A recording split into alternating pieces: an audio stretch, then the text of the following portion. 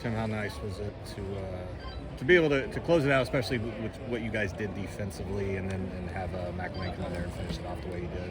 Yeah, we just needed to respond more than anything. I thought we did a good job, not the first couple of innings, but we did a nice job offensively and moved a little bit. But to your point, towards the end, when it started to maybe weather some storms there, that 6-4-3 double play was probably the biggest play of the game from a momentum standpoint, and certainly Humphrey's play too, because if that play's not made, then momentum continues. And there's really no lead that's sufficient in this ballpark, particularly with that group. They can hit and they can lead the yard. So it was good for Mac to get in there and just fill the zone and attack the hitters. You mentioned no lead is safe. Is that part of the reasoning behind going with Sawyer Hawks right there? And then just what about him was able to settle down and just get out of that and unscathed? Well, we talk about solo home runs not beating you, but I think he did. After he got that one out, I thought he contained himself well. After the second home run, I looked at him and I thought he was fine. So he rebounded well. I don't worry about Sawyer from a mental standpoint. But that was the right time to get him in there. I mean, that, getting in the 7th, 8th, and 9th. So we just needed to try to close it down some way, somehow. How big was the base running early, especially with Phillips being on the mound, a guy that, can take a little bit longer? Yeah, getting to second base, getting to third base. In the first inning, we manufactured the first 2 runs in the first and second inning, so we got ourselves going. But we just felt like that was our way to go, kind of our style of play. What was the biggest difference offensively between tonight versus last night? Moving the ball, hitting it forward, just getting play. The mission was to get to first base. So, whether it was a walk or a hit by pitch or moving the ball forward, that was our mission, that was our goal. Just get to first base, put the ball in play, and let's go, and let's move. I think the guys respond pretty well to that. They like motion. We had a fast lineup in there for the most part. There were 5 guys in a row that can all run, but it was more about just get the ball in play. But what was the reasoning for starting Mac Rose at catcher and then bringing in Barcy afterwards? Just the Bauer matchup.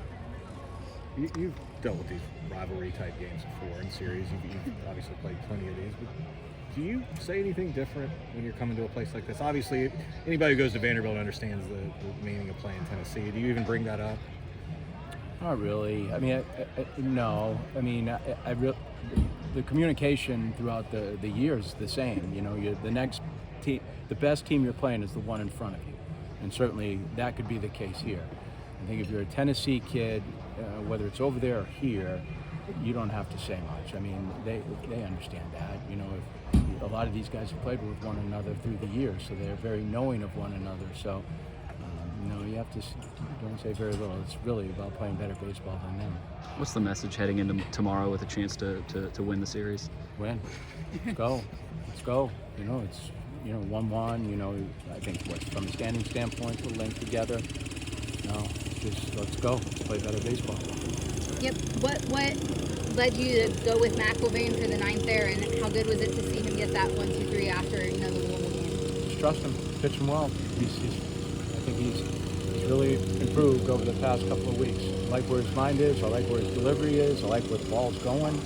I like his intent. It's good. He wants to pitch. We've got to get him out there. Were you surprised to see Russell when you did, the way they brought him in, high leverage like that? I didn't know.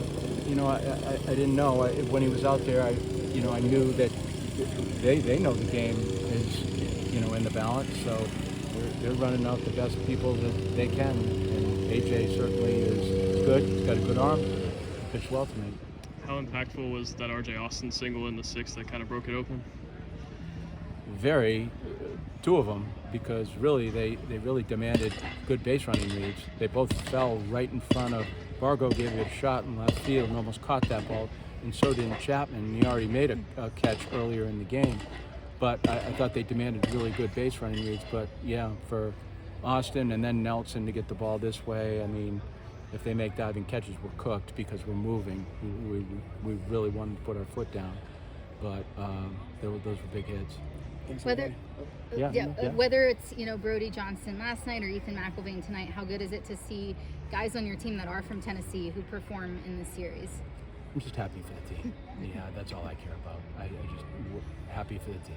It's happy for the kids when they play well. I'm happy when the outcomes favor them. It wasn't last night, we're tonight. So that's really what it comes down to. The scoreboard, if we're up, that's all I care about. I'm happy for the boys. Thank you. Thanks, Coach.